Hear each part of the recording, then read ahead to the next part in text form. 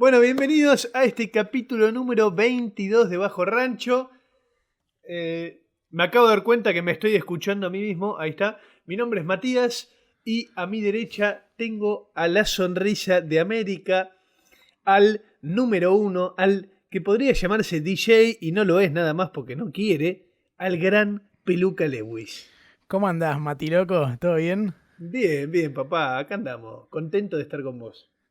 Yo también, muy contento y me gusta mucho que sea viernes de Bajo Rancho. Hoy estamos grabando un viernes, no un miércoles. Y está bueno porque termina el rancho y se arranca el fin de semana con toda.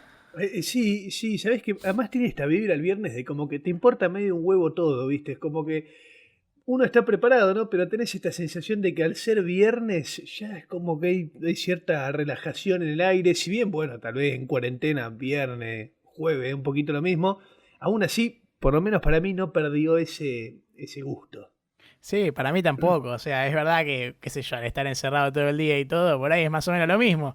Pero las vibras de fin de semana siempre se hacen notar.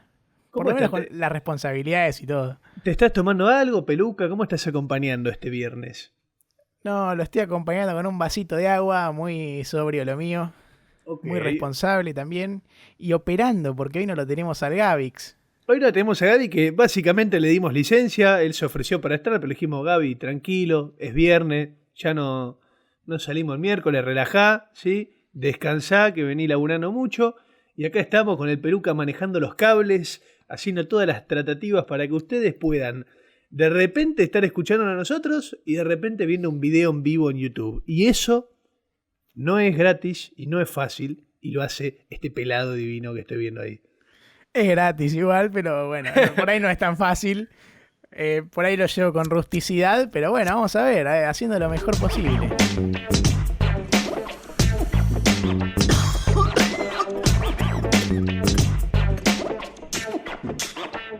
Bueno, muy bien. Ahora sí, Matzo, llegó el momento. Quiero comentarte que la máquina del tiempo de Bajo Rancho pasó por el taller, le hicimos el service y también le actualizamos el software Ok. porque se desbloqueó un nuevo destino. ¿A dónde nos lleva esta máquina nueva? ¿Querés hacer los ruidos? A ver, pero no, porque no los conozco. Le pusiste una actualización que no me llegó todavía a mí el paquete. El Microsoft nuevo. ¿Cómo? ¿Cómo es? Y llegamos. Llegamos, Matzo. Estamos viajando a los 70 y también fines de los 60 en Canadá. Al Uy. norte del continente. Un lugar que por ahí muchas veces pasa desapercibido, pero que por primera vez llega a las arcas del rancho. ¿Qué coño estamos haciendo en las tierras de la buena gente? Peluca, ¿me puedes explicar? Te voy a contar un par de detalles del momento y de la época y vamos a llevar a de qué estamos hablando. Por lo que estoy viendo en el graph del vivo dice viernes de rancho y música. Sí, Me olvidé de actualizarlo, ya para el próximo bloque lo voy a actualizar, es medio difícil en este momento. Pero el capítulo de hoy, bueno, ya lo están viendo en el título del stream igual, ¿no? El capítulo de hoy es de Rush. de Rush. Rush es una banda oriunda de Canadá, pero bueno, vamos a llegar paso a paso, ahora sí. Ahora, pará, vamos a Escuchame. explicar por qué todo este misterio, ¿sí? ¿Por qué todo esto de Viernes de Rancho? No queríamos decir más o menos el nombre. Hay cierta persona que no sabemos si nos está mirando o no, que es amante y fanática de Rush. Una persona que hace años nos viene quemando el cerebro diciéndonos, escuchen Rush, Es verdad. dame Rush, dame Rush. Así que, Ceboco, que ahora te encontrás en el medio de la Barcelona española, te mandamos este saludo y te dedicamos específicamente este programa para vos. Ahí va. Bueno, Matzo, en lo político era un momento de liberalismo en Canadá, en el país. El presidente era Pierre Elliott Trudeau a fines de los 60. Ok. Y a ver, ¿qué pasaba? Por ejemplo, Canadá es un país en el que se habla inglés y francés. Fue colonia Sí. francesa, inglesa, bueno. Esa data por ahí hay que chequearla más con un historiador.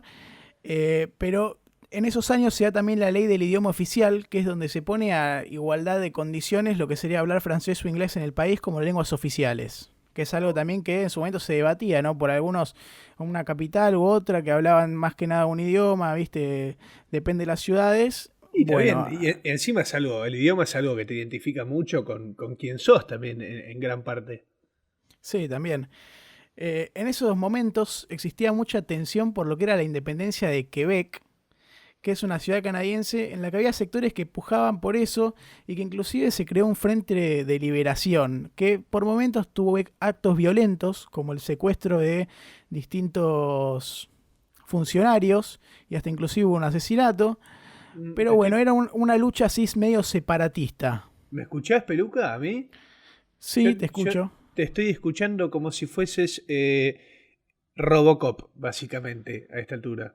Yo Pero también recién, te escucho. Sí, sí, puede ser el servidor de la plataforma a la que estamos hablando. Bueno, ¿Ya? Ahí va, ahí llegaron, está. Rock and ok, roll. llegaron al punto de declarar la ley marcial en Quebec, que básicamente y muy resumido es una ley de orden público que se usa en casos de guerra y la aplica el organismo de más autoridad del Estado, básicamente. Sí, sí, el O sea que Estado propio. Decreta la ley marcial, se quedan todos en su casa y a esperar a que se solucione esta situación. Y esta situación era claro. ni más ni menos que la independencia de Quebec, ¿o no? Sí, que les voy a anticipar, es un hecho que no se termina dando porque en las elecciones que hubieron para definir esta independencia no tiene éxito el lado separatista. Pero bueno, si Perfecto. salimos un poco de la disputa esta doméstica, porque esas elecciones serían más adelante, y vamos a lo musical y por ahí más global también, podemos hablar de grandes bandas que marcaron la historia de la música. ¿Qué estamos hablando? Estamos hablando de los 60, estamos hablando de Led Zeppelin, estamos hablando de los Beatles, Rolling Stone, Cream, estamos hablando desde el lado del rock progresivo, King Crimson, bueno, Floyd, Genesis, nada, Black como vemos, Sabbath, que hablábamos Black, hace poco, Black Sabbath, más claramente del lado como, pesuta. como para quien venga escuchando Bajo Rancho, bueno, para quien se encuentre ahora con algo nuevo, estamos hablando de 60, mitad de 60, principios de los 70, momento donde la música empieza a experimentar un montón de cambios, nace el rock and roll, empieza a nacer el rock pesado, y era todo como un cúmulo de influencias que no sabemos por dónde iban a terminar o cómo se iban a desenvolver, ¿entendés? Y dentro de todas estas bandas, justamente estaba apareciendo esta, ¿cómo se diría? Esta, al principio, banda que hacía covers o que se inspiraba mucho en sonidos ingleses como los de Led Zeppelin o como los de Cream, ponele. Exacto, y también mucha gente en el momento por ahí ni pensaba o se imaginaba que un buen foco de música iba a salir de Canadá, era como un lugar que estaba más, viste, al margen, más en la plancha. Pero hay nombres muy grosos en la música dentro de ese país. Un ejemplo así, sin empezar a entrar en detalles y tirar más nombres. Brian Adams.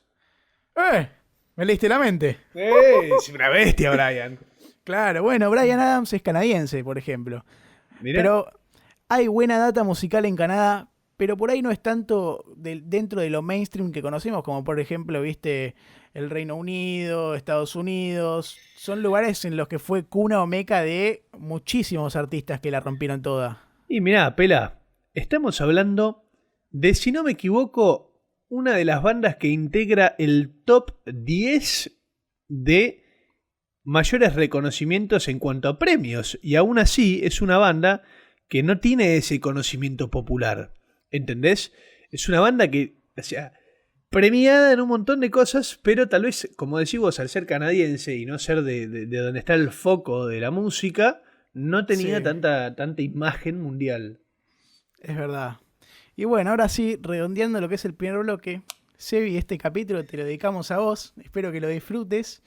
Y como sabemos que es tan especial y decidimos hacerlo, te vamos a dedicar también este primer temita. ¿Qué te parece, Matzo? Dale para adelante, Pela. ¿Con qué los dejamos? Con la gran The Spirit of Radio, el espíritu de la radio y este tema que en los 80 hizo una bomba en la música popular. Un clásico. Dale para adelante y que el cebo lo disfrute. ¡Ojo! Y lo hice de vuelta, porque quería que corte el tema y pegar ese grito, Pela, porque lo que fue ese nivel de rock and roll. ¿Cómo la rockearon, no? Encima con la chapa de que te meten Painted Black al principio, o sea... Eso, ¿no? me- Porque nosotros no les comentamos a ustedes que había sorpresa ahí en ese primer tema. A los que Una- están en vivo, ¿eh? No sé si los que lo escuchan en podcast van a escuchar esto mismo. Siempre está el mismo debate entre nosotros, pero bueno, veremos en el momento cuando le edito.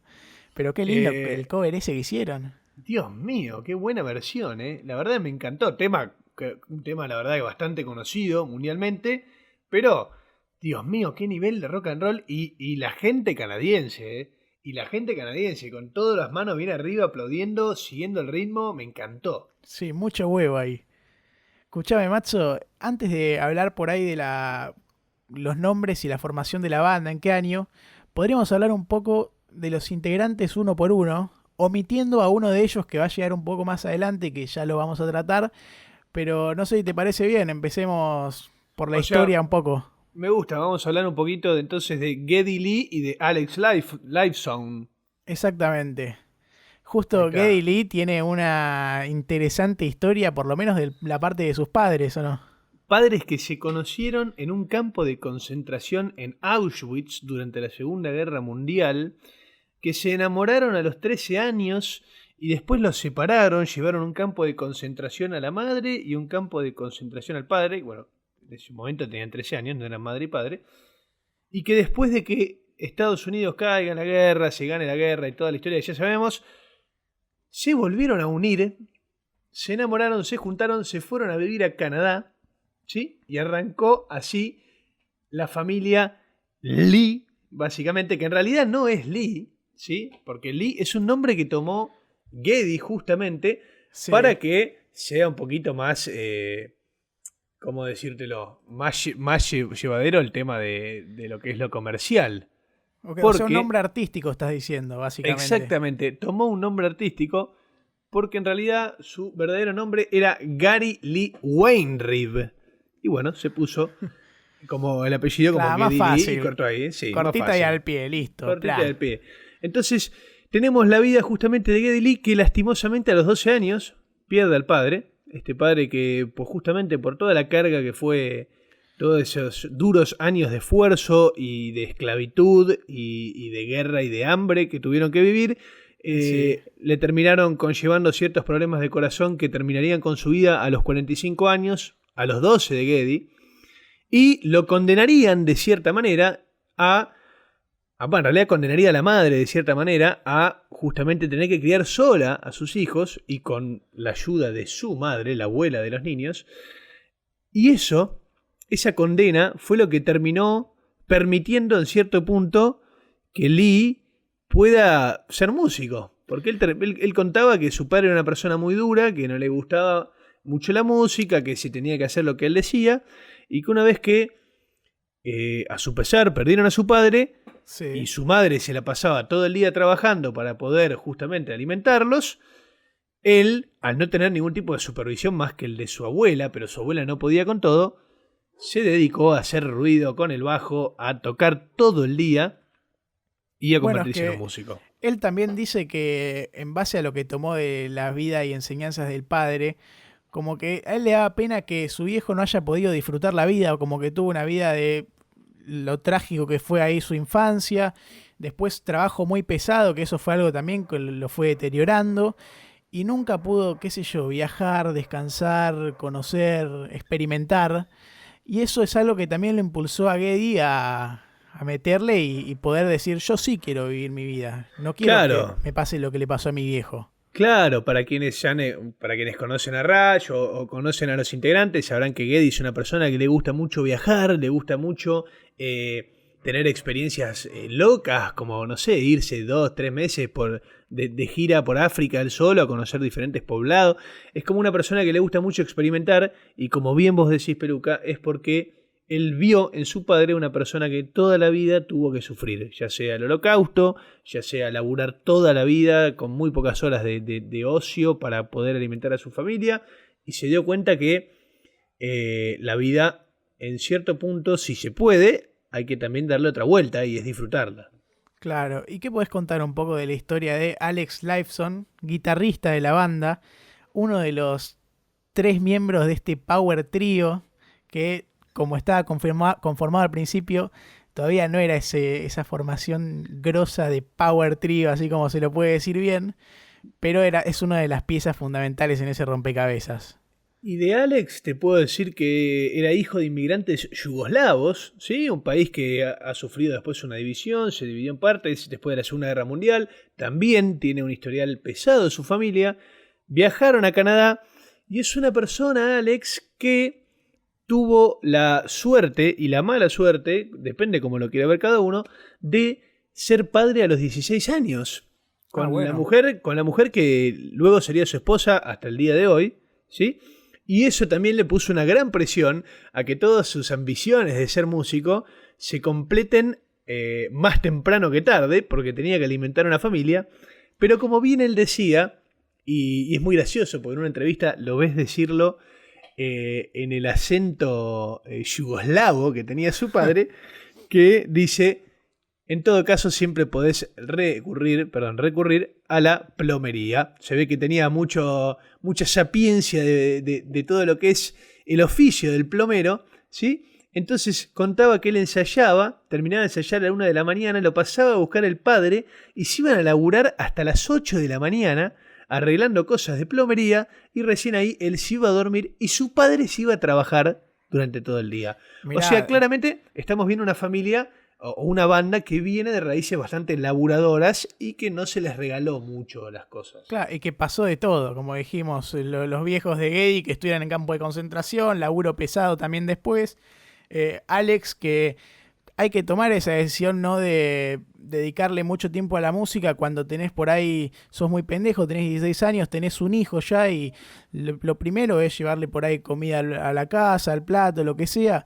Hay que tener los huevos para sacrificar mucho de tu tiempo que por ahí podrías hacer otra cosa y disfrutarlo y usarlo para practicar en algo que no tenés ninguna certeza, y el otro tiempo que tenés, laburarlo todo para poder seguir con el día a día. Un tipo que ensayaba hasta la 1 de la mañana y después iba a laburar toda la noche y recién descansaba después, ¿entendés? Claramente una banda que encima es muy loco porque conserva esos valores hasta el día de hoy, ¿entendés? El día de hoy que, bueno, el gran baterista mítico, que todavía no lo nombramos, pero ya no vamos a nombrar, Neil Peart, que es considerado una leyenda para los bateristas, falleció a principios de este año. Lo hemos contado en un capítulo de Bajo Rancho. Le mandamos de vuelta las condolencias a su familia y nuestro amor, ¿sí? Sí. Pero hasta el día de la fecha de la muerte de Neil Peart, donde Rush seguía siendo Rush y los 3 integrantes seguían vivos, nunca se rompió esa ética de laburo, esa responsabilidad y ese profesionalismo, ¿entendés? Lo que tuvo Rush siempre fue eso, mucho verdad, laburo porque encima. También es una banda que sacó muchísimos discos, que fue por todos lados, que está muy bueno y muy original lo que hicieron, pero que por ahí también te sacaba 2 discos por año, como que no se quedaban por ahí en la zona de confort de saqué un buen disco, me quedo en los laureles, hice las cosas bien, vamos a aprovecharlo al máximo. No, vamos a seguir laburando, vamos a mutar nuestro sonido, vamos a incursionar en cosas nuevas y distintas, y eso también es algo que está muy bueno y muy característico del sonido Rush. Totalmente, Peluca, totalmente. Ahora, Si hay algo que cambió, mutó y siempre sonó bien a lo largo del tiempo, fue el sonido Rush. es verdad, sí. Queda un integrante más de la primer formación, sin hablar de Neil, que es John Ratsey, que mucho por ahí no hay para hablar de él. Estuvo hasta lo que sería el primer disco de la banda. Rush, homónimo, Rush Exactamente, 1974. un disco Rush. Pero bueno, ahora sí, vamos a hablar bien de cuándo se formó. Se formó en Contame. agosto. Sí. Sí, en agosto del 68 en Willowdale, en un barrio de Toronto, ahí en Canadá, como les anticipamos antes. Ok, 1968, mismo año que Led Zeppelin estaba publicando su primer disco, si no me olvido. No, Ok, si no me... mirá qué buena memoria, macho. Exactamente, el mismo año que... Bueno, pero ¿sabes por qué se me viene eso a la cabeza? Porque recién hablamos de aquel primer disco y tiene muchas influencias de Zeppelin, ¿no? Eso, bueno, ya vamos a hablar de ese disco que tiene mucho de Zeppelin y que está muy bueno. Y que sí, la banda Rush tomó mucho de ahí de Led Zeppelin y la verdad que lo pudo imprimir muy bien en su música en los inicios.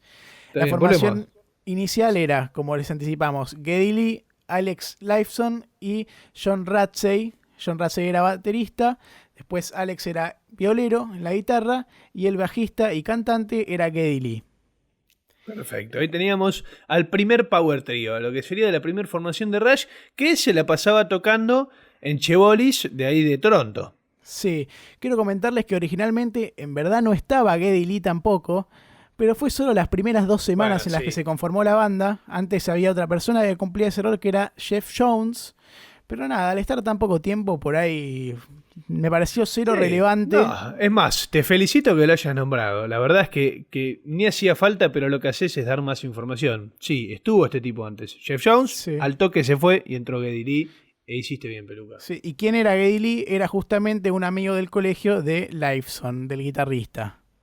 Perfecto. Entonces tenemos a un grupo de pibes, 3 pibes, que se juntaron en el 68 en Toronto a hacer música y que todavía no los conocía ni Minguito.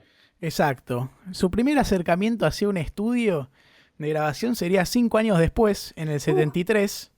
Sí, y su punto de origen por ahí, donde lanzan un sencillo que llamaba Not Fade Away, que tenía una reversión de un tema de Buddy Holly, que fue uno de los pioneros del rock and roll, y también había un tema propio de la banda que se llamaba You Can't Fight It, que estaba compuesto por Ratsey y Lee. Ratsey es este batero que estaba hasta el momento. Perdóname, Pela, entonces vos me decís que desde su formación pasaron 5 años hasta el primer single.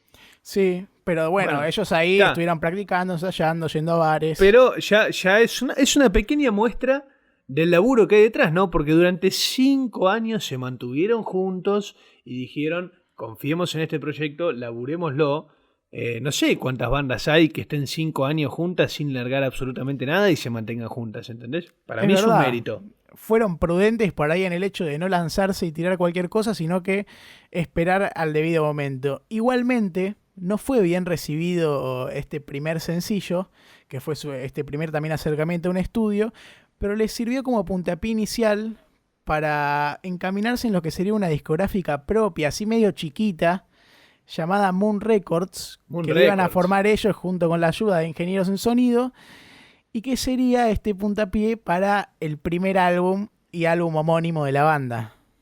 Otra cosa, espera, que ya empezamos que hoy en retrospectiva es fácil de notarlo, pero bueno, empezamos a ver que Rush ya empezaba en cierto punto a independizarse de todo lo que es la industria y desde el principio armar su propio sello.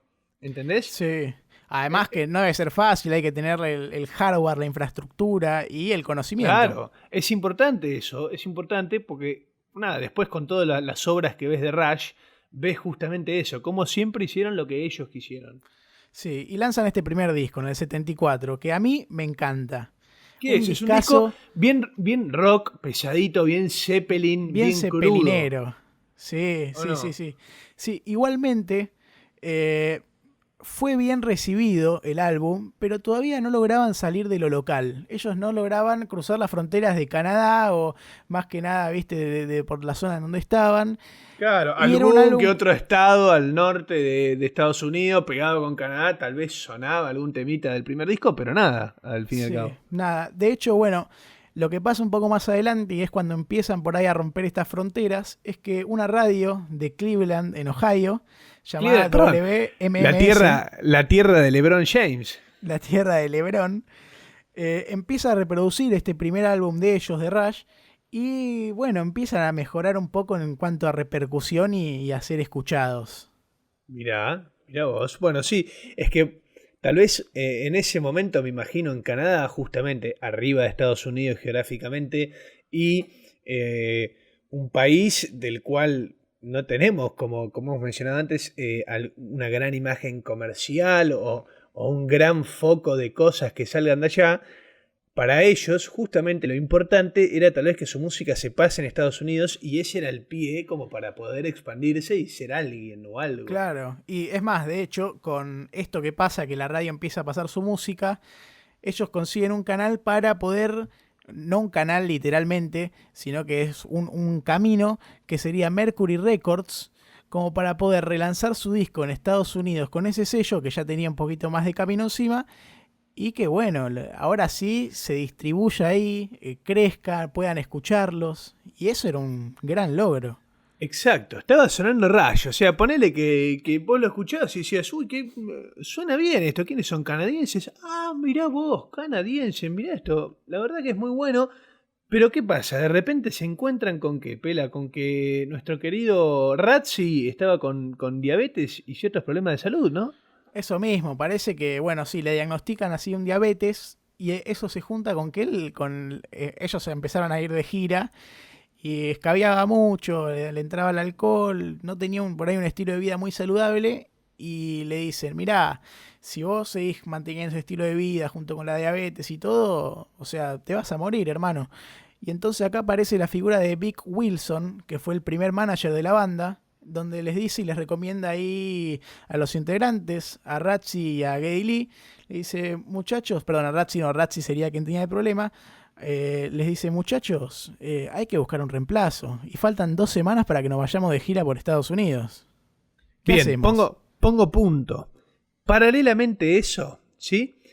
Vamos a volver unos años atrás, y había un Sí. pequeño niño llamado Neil Peart, ¿sí? Me encantó, sí. Que laburaba en el campo con sus padres, con su familia, y que ya desde chico estaba demostrando cierto amor por la música, ¿sí? Le gustaba mucho escuchar música. Entonces la familia, que en este sentido tal vez fue diferente a lo que fue Geddy Lee, ponele el caso de Geddy Lee, dice, bueno, ¿te gusta la música? Vemos que te gusta, te vamos a comprar un piano. Le compran un piano, este pequeño niño toca el piano unos años, aprende un poquito, se cansa. Se ve que era un poquito hiperactivo el nene, necesitaba pegarle a la mesa un poquito, tocar un poquito, marcar el ritmo. Entonces de repente un día se encuentra que escucha The Who, le vuela la boina, dice necesito tocar la batería, la familia lo banca, le compra la batería y empieza a tocar. Pim, clases, siempre con en ese momento en su mira a Keith Moon, baterista de The Who, y diciendo yo quiero ir por acá. Clases. Se va a probar a Londres unos años. Y consigue algún que otro laburo en un barcito. Nada, la verdad que nada muy importante. Y dice, vamos a volver a Canadá. Tengo 22 años. Todavía soy joven. Vamos a volver y ver qué pasa. Y ahí de repente se encuentra con que había una banda que ya tenía un disco, que se llamaba Rush, que estaba buscando un baterista. Eso, habían audiciones y él no se le ocurrió mejor idea que participar de estas audiciones y ver si quedaba. ¿Y qué pasó? Les voló la peluca automáticamente porque, como les hemos dicho antes, Neil Peart terminó convirtiéndose, perdónenme, en uno de los mejores bateristas de la historia, ganador más de 38 veces de la encuesta. Hay una revista que es Drummer, creo que se llama, que es una revista básicamente de bateros, de bateristas, y todos los años hacen una encuesta de quién fue el mejor baterista del año. 38 veces ganó esa encuesta, si no mal entiendo. Bueno, o sea, tranquilo. Estamos hablando de un monstruo, ¿entendés? ¿Qué pasa? Llega con 22 años Neil Peart, se audiciona, y tanto Geddy como Alex dijeron, no esperemos más, acá está lo que necesitamos. Claro, y esa sería la última pieza que faltaba en el rompecabezas de Rush para que este trío, que siempre fue un trío, ya con la salida de Ratsey, quede con una formación que duraría, o sea, más de 40 años tocaron juntos. Es más, el hecho de que no estén tocando juntos hoy es por razones de la vida y no de personales entre ellos, lamentablemente. Exacto. O sea, terminó siendo un verdadero hasta que la muerte nos separe. Exactamente, sí. Y bueno, faltaban solo 2 semanas para que se vayan de gira. Entonces, macho, a practicar y meterle porque hay que salir. Arrancan esta gira por Estados Unidos y el primer show que hacen es así de teloneros en Pittsburgh, en el Civic Arena, y tocan ante 11.000 personas, macho. Bueno, bien. 11 lucas de personas después de un primer Tenían disco. solo un disco, claro, exactamente. Sí, tremendo. Además de convertirse en el baterista, Neil Peart se convirtió también en el compositor principal de las letras de las canciones, y eso estaba muy bueno, o sea, principalmente porque a Geddy Lee por ahí no le estaba metiendo tanto eso y no le copaba tanto, y porque Neil tenía ahí un lindo bocho para escribir, porque podía ir por lindos lados. Tenía una capacidad creativa, le gustaba mucho la ciencia ficción, le gustaba mucho la teoría libertaria. Eso le puede gustar a un querido amigo que tenemos acá mirándonos. Y él escribía en base a eso. Escribía letras sobre ciencia ficción y letras sobre la libertad individual. Y era muy loco, ¿viste? Porque tampoco era normal eso, ¿entendés? Sí, no, para nada. Estaba muy bueno el enfoque que él le tiraba ahí a las letras, que por ahí algunos artistas o músicos van por algo más banal, otros por algo, ¿viste?, más romántico. A ver, claro, hay muchos lados, pero me copa mucho la idea de que hacer algo más místico y flashero. A ver, hay dos cosas. Una, me voy a decir una opinión y la otra un hecho. Led Zeppelin, ponele, y esto es un hecho, muchas de sus canciones son sobre mi novia, ponele, y el amor que siento por ella, el sexo, las drogas y el rock and roll, o vikingos. ¿Entendés? El tema es que, bueno, eran unos músicos de la hostia e hicieron cosas que nunca Claro. más se volvieron a hacer. Pero no dejaban las letras de ser eso. De repente te encontrabas con un canadiense que te escribía sobre, o sea, no sé, cosas del espacio exterior, mezcladas Ciencia ficción. claro, con aspectos filosóficos del hombre, y vos decías, wow. Y a lo que va de opinión es tal vez a nosotros, que somos personas de habla hispana y que no tenemos el inglés naturalizado por completo, tal vez no llegamos a captar estas cosas, pero allá, Eso. donde la lengua materna es el inglés, sí, y había todo un gran grueso de gente que estaba escuchando historias de ciencia ficción con rock atrás, que no lo podía creer. Sí, bueno, con este bocho ahí atrás de las letras y la batería, en el 75 iban a lanzar el segundo álbum de la banda, que sería el primero con la formación clave, llamado Fly By Night, y es alto disco también. Es alto Sigue disco. teniendo ese estilo así de Led Zeppelin, ese estilo zeppelinero, pero es el principio del futuro. Como que ya se veía que los cambios estaban en puerta y Claro. iban a pasar cosas grosas. A ver, Fly By Night tiene un tema dentro del disco que también se llama Fly By Night, que es como uno de los primeros temones que empieza a pegar afuera en Estados Unidos, como, mira esta banda, este tema en particular da para prenderlo en la radio y escucharlo varias veces. Y lo loco es que nosotros habíamos dicho que del 68 al 75, al 74, perdón, ellos no habían grabado ningún disco, ¿sí? Claro, Habían al grabado un 73, single nomás. un single El en el single, 73. claro. Pero ningún disco hasta el 74.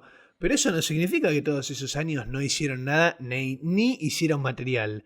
Sino que durante Claro. esos años acumularon muchas cosas, ¿sí? Y mismo después de Fly By Night, menos de 9 meses después, creo en septiembre de ese año, ya estaban largando Cares of Steel, ¿o no? El tercer disco. Exactamente, o sea, en el mismo año estaban lanzando dos discos, este era el segundo que lanzaban en el año, y ya se notaban diferencias con el álbum anterior, o sea, dos trabajos que salieron el mismo año de la misma banda, eran cosas distintas en cuanto a lo musical, y eso flashea un poco a la gente. La crítica como que no queda muy conforme con el trabajo de estos últimos discos, pero consideran en general que una banda que está saliendo, que lanza dos el mismo año y que haya tantos cambios, como que les parece que es de una banda que son audaces, que tienen huevos. Así que dijeron, vamos a Claro. ser pacientes y vamos a bancarlos. Claro, ya se estaba empezando a denotar ya en los primeros 3 discos y más que nada remarcando este cambio del segundo al tercero, que vamos a explicar el cambio, empiezan a haber composiciones mucho más largas, canciones mucho más complejas, cambios de tiempo, empieza a haber un cambio en lo que era este rock más, digo simple porque no me sale otro... Y porque otro sabes lo que adjetivo. se viene. Claro, y porque sé lo que se viene, claro. Este rock, tal vez más simple, por así decirlo, estaba pasando ya a composiciones mucho más largas, cambios de ritmo, cambios de la tonalidad de las voces. Se estaba armando algo que era mucho más progresivo y que empezaba a encuadrar conceptos dentro de los discos. Ya no eran canción por canción y listo. Estaban armando ya piezas mucho más complejas, parecido a lo que se estaba empezando a ver, bueno, a lo que ya se había visto de Floyd en su momento y lo que estábamos escuchando de King Crimson o Genesis. Discos mucho, mucho más laburados que tal vez para Claro. algunas personas puede ser como, uy, pará, ¿qué estás haciendo? Pero para otras es obras maestras de repente. Sí, pero ¿sabes qué pasa, Matzo? Aparecen las discográficas. Y en cuanto a las ventas, estos últimos trabajos decepcionan un poco, no generan lo que se esperaba, y la gira que ellos tenían planeado tampoco fue lo que se esperaba, porque al no tener tanto boom y el disco no tener tanto éxito, tuvieron que reducirla y hacerla por ahí en lugares más chicos y menos lugares. Y Entonces pará, aparecen... Sí. seguimos. No, iba a decir que aparecen las primeras presiones diciendo tipo, muchachos, hay que hacer un álbum más comercial, más orientado al público. eh, vamos con la gente. Lo que no quería el flaco, por ejemplo. Y perdón, porque ¿cómo responde ante esa presión discográfica Rush. Rush dice, a mí me importa un huevo lo que ustedes digan, yo voy a seguir haciendo de música, y responden lanzando un álbum, 2112, que fue su primer gran éxito comercial, su primer disco de platino en Canadá, y su cerrada de boca a las discográficas que querían que ellos vayan por un lado y dijeron, no, vamos por este, y además lo hacemos bien. ¿Por qué cerrada de boca? Porque ponele, si Cares of Steel había sido un disco que la discográfica veía canciones largas o tal vez medio así complejo, con 2112 se encuentran con que la primera canción ocupa toda la primera cara del disco y dura 20 minutos y es una ópera prima, obra maestra del rock and roll. Y claro, fue tanto el poder que tuvo ese disco y esa canción en particular que por más que uno no le gustaban las canciones largas o no vendían, superó eso. Vendió todo, un disco que hacía lo que la discográfica le decía que no haga a la banda. Claro, y que venía de por ahí dos, no sé si decir fracasos, pero dos tropezones y qué sé yo, la gente por ahí no se esperaba algo tan grosso y de repente que salgan con eso era como una locura.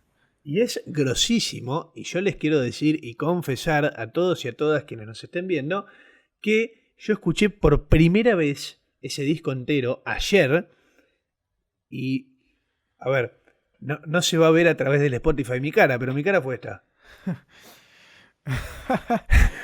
Pero quedé atónito, o sea, me voló la cabeza. Sí, la verdad que a mí también. Es un disco, iba a decir una puteada, pero tampoco hay que ser tan maleducado. Es un discazo, viejo. Es un discazo de la hostia de tu madre, Peluca. Sí, increíble. Y para mucha gente, y en especial para un crítico que se llamaba Greg Prato, como El Oso, lo señaló como el álbum que marca los límites entre los primeros años de la banda, donde estaban los 3 discos anteriores, y el futuro de su música, que era lo que se venía y lo más grosso que hicieron y que iban a hacer. Yo creo que ahí verdaderamente Rush puso el punto y aparte y dijo, de ahora en más vamos a hacer composiciones más complejas y por lo menos por un margen de 5 años, mucho más largas y súper conceptuales y súper cambiantes. Sí, y a partir de esto también deciden irse a Inglaterra, al Reino Unido, para grabar unos discos y buscar aires nuevos. Y salen 2 álbumes de ahí. Uno era A Farewell to Kings, en el 77. Increíble. Sí, ahora vamos a hablar bien de eso igual. Y Hemispheres en el 78, en los estudios Rockfield de Gales. O sea, no estaban solo en Inglaterra, bueno, en Reino Unido en general.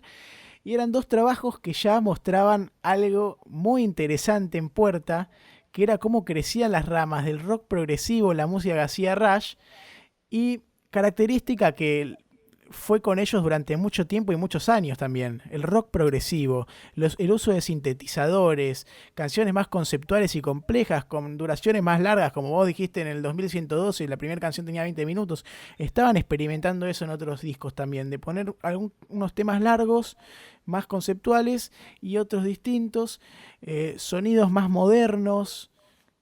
Por ejemplo, Alex Lifeson, el guitarrista, empezaba a meter guitarra de 12 cuerdas. También Geddy Lee, doble bajo, o sea, bajo de 8 cuerdas, por así decirlo. Estaban empezando a complejizar su música, claro que sí.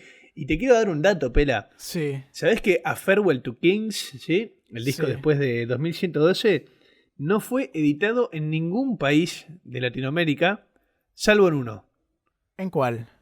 En Argentina. Y me da orgullo que hayamos sido de los pocos visionarios que dijo, pero ¿cómo no vas a editar este pedazo de obra de arte de rock progresivo? Vení, tráemelo. Claro, sí. Quiero seguir haciendo foco en esto de esta música nueva y progresiva, con sintetizadores y todo, porque ya hablamos de el violero que empezó a experimentar con cosas. También de Geddy Lee, que vos me dijiste que con el bajo, y también estaba con los sintetizadores. Y también Neil Peart, el baterista, que empieza a usar triángulos, unos instrumentos que se llama glockenspiel, que sería como una especie de xilofón, gongs, campanas tubulares. Estaban todos muy compenetrados en eso de hacer algo distinto, original y flashero por partes. Ojo, pero sin perder el rock bien Rush, su pesadez también estaba presente. Sí, se me vienen muchas cosas para decir. La primera es eso, que Neil Peart empieza a sumar todos estos artefactos y lo primero que se me viene a la cabeza debe ser que, claro, el pibe de pendejo tocaba el piano, ¿sí?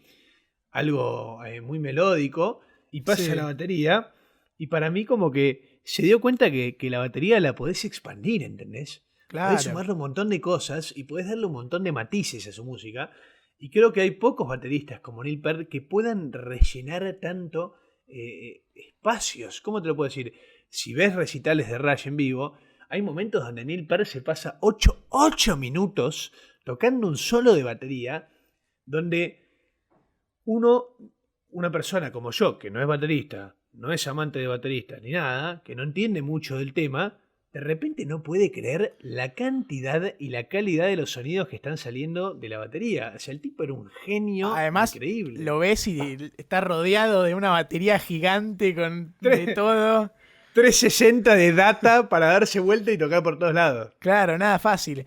Y sabés que no solo en lo instrumental estaban así flasheando y viajando un poco, porque también las letras que venían de la mano de Peart iban a estar más influenciadas por una especie de fantasía con algo de poesía clásica y esa ciencia ficción que les comentamos antes que es lo que él le intentaba imprimir a las letras, pero ahora con más libertad y dejándolo más en evidencia. O sea, perfecto. Tenemos a un Rush que arrancó rockero y crudo, a lo mejor estilo Led Zeppelin, y ahora cambió a esta nueva cosa que era una mezcla de todo, porque por momentos escuchabas aires de heavy metal como lo que era Sabbath, por momentos escuchabas baladas con una guitarra acústica sonando como si fuese, no sé, el Flaco Spinetta, y de repente una explosión violenta de batería. O sea, era algo que no era fácil de encontrar en el mercado, lo que hacía Rush en esos años. Era una mezcla total de un montón de cosas y eso requería muchas horas de ensayo. Los tipos se la pasaban ensayando, Sí. Porque de repente Geddy tenía que tocar el bajo, soltarlo, tocar los teclados, cantar a la vez. Neil tenía que hacer un solo de 5 minutos sin parar. O sea, estaban hasta las manos. Sí, estaban hasta las manos y las cosas las estaban haciendo bien además. Íbamos a entrar en los 80 y sale el álbum Permanent Waves, un álbum que sigue con toda esta movida, un discazo también, y que por momentos te hacía sentir esas vibras tranquilas y bien progre de rock progresivo, y por otros momentos esta vibra pesada que les venimos hablando, pero ustedes por ahí escuchan y dicen, pero ¿cómo? ¿Ya no me dijeron eso del disco pasado?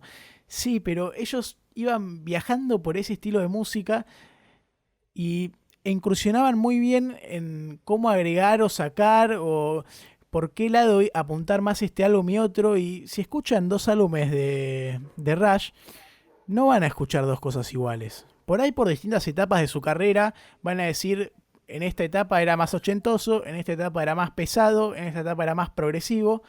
Pero si te detenés a escucharlos, eran muy originales. Sí, sin duda, sin duda. Y con Permanent Waves, no, pará. Iba a arrancar a contar todo lo que empieza con Permanent Waves, pero ¿qué te parece, Pela, si les metemos un tema Iken, así bien de lo que estamos hablando, de lo que fue aquel rock, y les alivianamos un poco la carga de nuestras voces? Dale, Matzo, ¿con qué lo dejamos? Temple of the Cyrics, ¿acaso era el nombre? Mr. Music. Vale, para adelante. Ya estamos, Pela, no sé si quiero seguir después de ¿Qué esto. pasó, Matzo? No sé si quiero seguir después de esto. O sea, vos entendés que esto ni siquiera es una canción entera, sino que es una parte de lo que es la ópera prima de 2112. Sí, no, y bueno, con razón es un disco que les fue muy bien, ¿no? Un discazo, No. un laburo increíble, bárbaro. Siento que está muy infravalorado Alex Lifeson como guitarrista. Como que siento que no se habla mucho de un tipo que... Pero tiene Bueno, ¿sabés una que melodía, unos solos, unas cosas que... No sé, yo, o sea, hasta que no me puse a investigar a Rush, no había escuchado de este tipo y me parece injusto. ¿Sabés qué siento yo? Que Rush en general está infravalorado. O sea, si bien tenés a Neil Peart, que es eminencia en la batería y lo conocen en todos lados, la banda, como que por ahí no tienes, o sea, hay gente que conoce, por ejemplo, a Led Zeppelin, Pink Floyd y todo eso, y todo eso lo digo sin discriminarlos ni nada, porque son todas bandas que lo merecen, pero por ahí no conocen de Rush. Es como una banda que no es tan Vox Populi, pero que sí lo merece. No, sin duda, Peluca, sin duda. Acá tenemos al Ceboco que dice, y Geddy Lee, pf, y como una sensación de ni hablar, pero la verdad es que yo personalmente sí he leído de Geddy Lee muchas alabanzas de este tipo, y encima, ya tal vez por su look y tal vez por ser el cantante, como que tenés una imagen de Geddy Lee. ¿Entendés? Como que lo ves y decís, che, este me suena. Tal vez ni sabés que es Rush, pero decís, este me suena. Con Alex Lifeson me pasa que lo veo y tranquilamente podría laburar, no sé, boludo. eh, Perdón por el insulto. No sé, pero podría estar recibiendo facturas en mi empresa, ¿entendés? Y pagando proveedores. Claro, sí, sí. Escúchame, nos fuimos al corte en los 80 con lo que fue Permanent Waves, un disco que fue un gran éxito, que tiene temas como el que escuchamos, el primer tema del capítulo, que fue Spirit of the Radio, un clásico, también Free Will, otro temazo. Y no hablamos tanto del disco que llegó a ser número 5 en los top charts de Estados Unidos en su momento.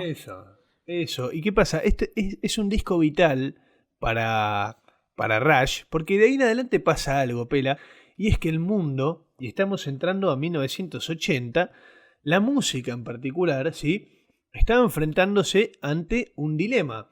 Aparecía esta llamada New Wave, esta nueva ola, nuevos Sí. sonidos, aparecía el reggae, aparecía el punk, aparecía de repente los sintetizadores a un nivel que no los habíamos escuchado antes, y como que de repente empezaban a aparecer nuevas bandas, o estaba sonando Elvis Costello con una música muy nueva, estaba sonando The Police, estaba Talking Heads, estaba Blondie también haciendo bastantes innovaciones en el campo de los sintetizadores, y de repente Rush se encuentra ante un dilema, y es, bueno, che, ¿qué hacemos? Porque si bien estamos haciendo obras conceptuales muy largas y muy buenas y muy complejas y diferentes entre sí, estaba Geddy Lee que decía, no dejo de notar que a pesar de esto nos estamos copiando en cierto punto. Ok. O sea, buscamos un concepto, armamos una historia, creamos un disco. Y no salían mucho de eso. Y estaban viendo justamente que la música estaba cambiando en cierto punto. Y a diferencia de muchas otras bandas que tomaron el camino tal vez de rebelarse ante esta nueva ola, Sí. empezaron a adaptarse más a eso y de repente dijeron, che, pará, ¿por qué en vez de hacer canciones de 20 minutos no tratamos de compactar un poquito nuestra música, hacer canciones más cortas sin que pierda la complejidad, sí, pero hacer canciones más cortas, que de repente estos sintetizadores que ya veníamos probando acá en The Farewell o en Hemisphere, a ver si le damos más protagonismo. Y cambió el sonido un poquito de Rush.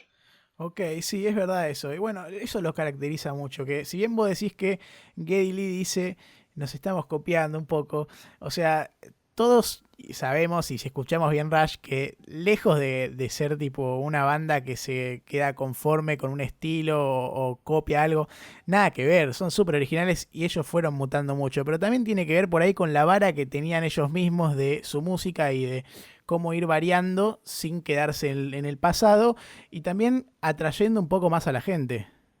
Exacto, exacto. Tal vez es como que personalmente, no por ninguna presión discográfica, porque como ya hemos visto, mucho no les importaba eso, pero sí se dieron cuenta que tal vez la música estaba mutando y empezaron a ir para ese lado, ¿sí? Y empezaron de repente a transformar su sonido y a hacerlo en cierto punto más comercial. ¿Por qué digo eso? Porque aún así, en cualquier disco que encuentres de Rush de acá en adelante, 80 o 90 o lo que sea, siempre vas a encontrar obras complejas, por más que el Sí. sonido esté más influenciado por algo o por otra cosa. Siempre mantuvo eso, pero sí, empezaron de repente, nada, esta canción que pusimos al principio, de Spirit of Radio, nada, dura 5 minutos. Y eso era una... O sea, casi que no existía en Rush eso, ¿entendés? Estaban haciendo que sus formatos sean un poquito más amigables para todos y para todas, de Sí, repente. más dinámico, por decirlo, ¿no? Exacto. Se dan una serie de colaboraciones ahí a mediados de los 80 con un grupo canadiense, Max Webster, donde graban Battle Scar, que es un tema que aparece en un disco de esta banda. Escúchenlo si quieren, está bueno. Lo graban en conjunto y salen de gira los dos grupos, Rush y Max Webster, donde hacían un show muy copado porque, poner ejemplo, primero tocaba Max y bueno, hacía su show y de repente había un tema que era este Battle Scar que lo tocaban juntos y como que la transición no era tan abrupta de decir toco yo, termino, toca el otro. Era como así más progresiva, por decirlo, donde estaba tocando uno, tocaban juntos y seguía el otro. Y era muy amigable. Una buena sociedad se armó en estas giras que armaron los dos grupos. Mirá. Sí, y hay algo copado que sale también de esta gira, y es que al haber buena onda y todo, uno de los letristas o compositores de este grupo canadiense, y no estoy hablando de Rush, que se llama Pi Dubois, era el letrista de Max Webster, le ofrece a Rush una canción en la que había estado trabajando. ¿Y qué canción, Ellos aceptan este proyecto que le tiró este tema, y después de unos arreglos y un par de laburos por encima, de parte de Perth también, en lo que sería la letra y todo. ¿Qué canción? ¿Me tenés ahí que quiero saber, peluca? Tom Sawyer, estamos hablando de Tom Sawyer, que es otro de los temas más conocidos de Rush. Y nada. ¿Qué es de Moving Pictures, puede ser? ¿O me estoy equivocando de...? Tom Sawyer es de Moving disco? Pictures, estás muy bien, Bueno, Matzo. Otro disco que hizo explotar lo que fue la movida comercial de Rush, por así decirlo, ¿no? Sí, Ahora, sí. perdón, antes de que sigas, me hiciste acordar algo mientras hablabas de telonear, y es que durante los años 70, Rush teloneó para muchas bandas, ¿sí? Sí. Muchas bandas conocidas en su época, y era muy gracioso porque uno de los iluminadores, que ahora no me sale el nombre, que ha estado con Rush a lo largo de los años, contaba en una entrevista para la revista Rolling Stone que muchas bandas no querían ser teloneadas por Rush porque verdaderamente tenían miedo que los sobrepase. Que saquen ¿entendés? protagonismo. El talento de Rush. Exacto, ¿entendés? Y a veces le bajaban el volumen a Rush cuando teloneaba para justamente que no le saque el protagonismo. Pero eso es de tibio, de cagón, de inseguro. Exactamente, yo creo lo mismo, pero bueno, qué sé yo, el negocio de la música es muy, muy tonto. Está bien, hay de todo, sí. Y bueno, entrando en el 81, saldría este disco que tiene a Tom Sawyer como uno de los temas así emblemáticos, que es Moving Pictures, que llega al número 3 de los top charts Billboard de los 200, y también fue cuádruple platino, y eso es un gran logro. Claro, es por ahí, Reino, porque no dijimos, claro, Pela, no dijimos que primer disco alcanzó el oro, segundo disco alcanzó el platino, tercer disco alcanzó el oro, 2112, cuarto disco, triple platino, el otro disco platino, Hemisphere platino, Permanent Wave platino, y Moving Pictures cuádruple platino. Claro, de repente, más ahora con los 80, y que después eso retroactivamente le lleva muchos oídos a los discos anteriores, pero nada, estaban vendiendo como locos de repente. Sí, y no fue el único laburo que hicieron ese año, porque también en el 81 iban a sacar su primer álbum en vivo, que se llamaba Exit Stage Left, que está muy bueno porque era un álbum que recopilaba los trabajos de los álbumes anteriores de este estilo que estaba imprimiendo en ese momento la banda, y era como marcar el fin de los 70 de Rush en ese catálogo, por decir. Claro, es como un buen monio para lo que fue el rock duro y progresivo de toda la década de los 70 de Rush. Eso, o sea, vos querés escuchar la Rush progresiva, de rock progresivo, escuchás ese disco en vivo y vas a tener el rejunte de los discos que iban para ese lado. ¿Sabés qué certificación tuvo ese disco? A ver, contame. Platino en Estados Unidos, platino en Canadá. No esperaba menos, ¿no? No esperábamos menos de esta magia. Está muy bien. Y se vendría otro disco ahora, muy interesante, que también venía de la mano de un sonido nuevo, que estamos entrando en una época, estamos hablando de los 80 ya, que es una época en la que, y esto lo hablamos antes del capítulo, Matzo, de que es tremendo cómo los 80 a la música en general le pegaron el estilo que hoy conocemos como ochentoso. Como que muchas bandas por ahí iban por un lado, ejemplo así medio random, David Bowie, ¿no? Iban por un lado y de repente entran en los 80 y empiezan a meterle a esta música ochentosa bailable y a pegarse en ese estilo un poco. Sí, sintetizadores indiscriminados. Claro.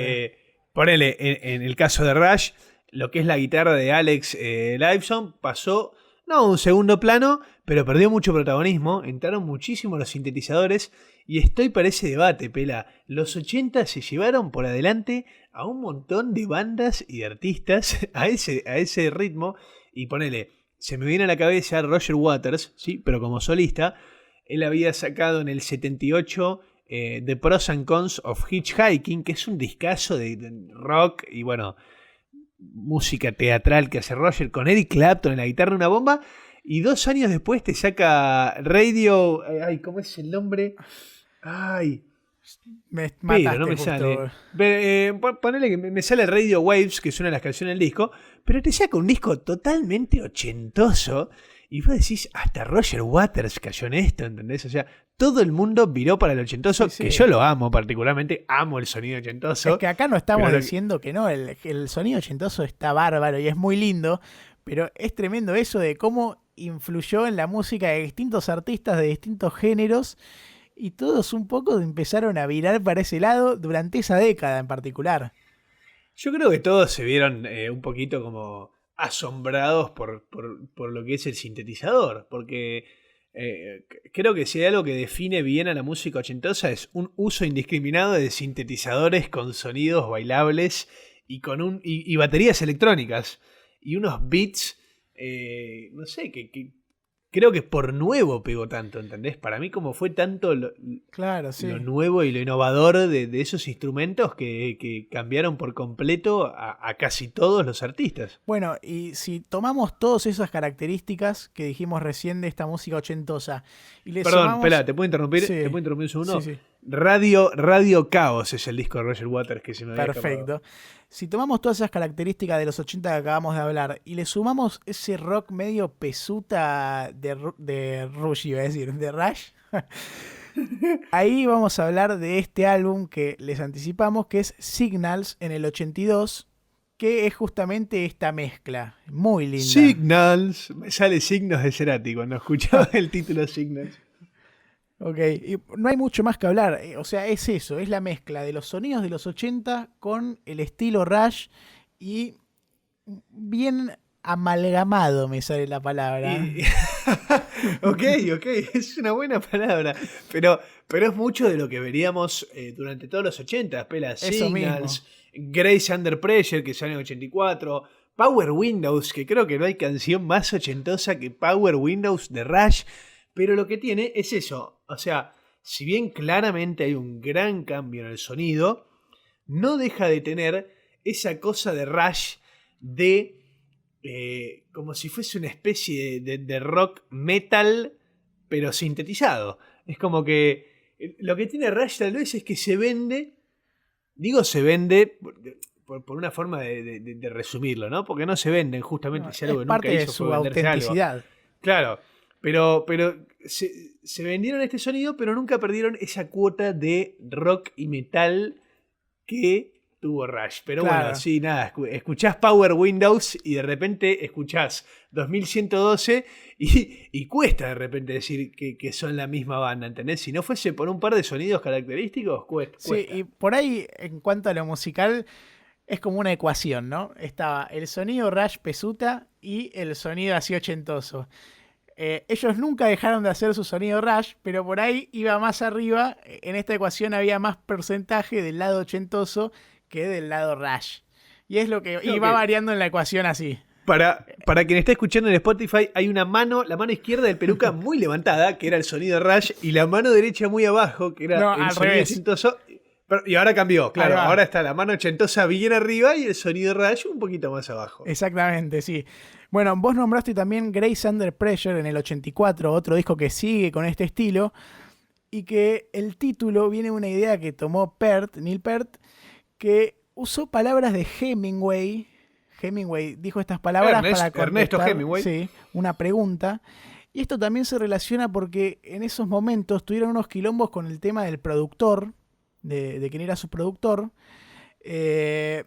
Data de Signals también este problema, en verdad, que el productor era Terry Brown y ellos no estaban muy conformes con su trabajo y lo terminan despidiendo. A partir de esto dicen, bueno, hay que salir a buscar un nuevo productor y aparece el nombre de Steve Lillywhite, que era un productor muy grosso y que supo trabajar con bandas como Simple Minds y U2, la U2 de Bono. Ok. Y encima la U2 de Bono, temprana. Claro. Del U2 que no era tan conocido y que hacía cosas que a mí me gustaban mucho. Sí. Y no logran concretar. O sea, en verdad sí, pero lo que pasa es que de repente Simple Minds le hace una oferta más tentadora a este Steve Lillywhite y los termina cagando, básicamente. Porque de palabra estaba todo el ok para que labure con Rush. Pasa esto y obviamente la relación entre la banda y el productor no termina bien, para nada bien.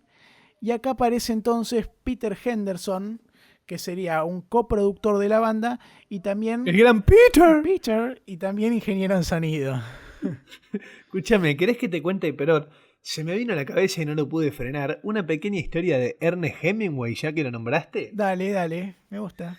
Vos sabés que en muchos medios de comunicación, a la hora de vos tener que titular una nota o titular una historia, te ponen un límite de caracteres y un límite de renglones, ¿sí? Sí. Y se ve que el editor del diario donde laburaba Hemingway, en una época, estaba medio encabronado, ¿sí? Con Ernesto, porque se llama Ernest, le voy a decir Ernesto ahora más, porque se ve que tenía ideologías diferentes a la del diario. Y un día Ernesto cae con una gran historia, ¿sí? Sobre... ¿En serio te estoy hablando? No, sí. Me gustó cómo argentinizaste historia... a Hemingway. Ok, perfecto. Ernesto cae con esta historia sobre un hombre que pesca y que tenía la vida marítima, no sé qué pavada, y el editor la lee y dice, ¿cómo puedo encontrar la forma de cagar a esta persona? Y dijo, ¿sabes qué? Quiero que hagas un título, o sea, que titules la nota con una forma de 3x6. ¿Qué significa esto? Que sean 6 líneas diferentes de 3 caracteres cada una. Imposible. ¿Cómo mierda? ¿Cómo titulás algo así? ¿Sabes cómo lo tituló? A ver, ¿cómo fue? The Old Man and the Sea. Uno de los mejores títulos y de las cerradas de boca más grandes del mundo. Tituló esa nota con un 3x6 así y le cerró la boca a ese editor. Y nada, es una pequeña historia de Hemingway que quería contar que se me vino a la cabeza. Que lo estudiaste, me imagino, ahí cuando estabas estudiando periodismo. Exacto.